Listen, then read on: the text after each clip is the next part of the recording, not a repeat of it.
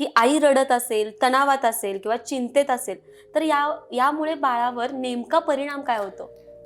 जसा या बॉडीमधला OS महत्त्वाचा आहे, तसंच जन्माला येणारं बाळ हे फक्त बाह्य बॉडीनं पाहून चालणार नाही आहे.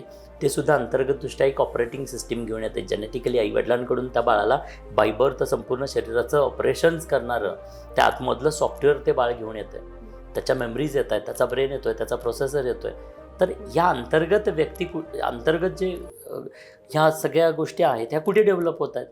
ह्या आधीच गर्भात असताना डेव्हलप होत आहेत.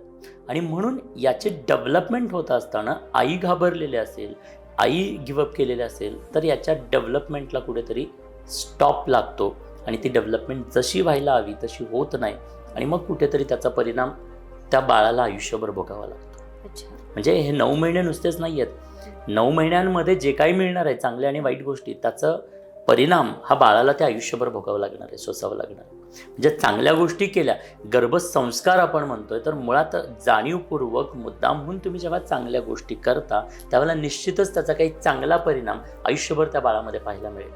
आणि न केल्या या पद्धतीनं स्ट्रेस, रडणं किंवा घाबरलेपणा असेल तर त्याचाही त्या बाळाला आयुष्यभर त्या गोष्टी सहन कराव्या लागणार आहेत.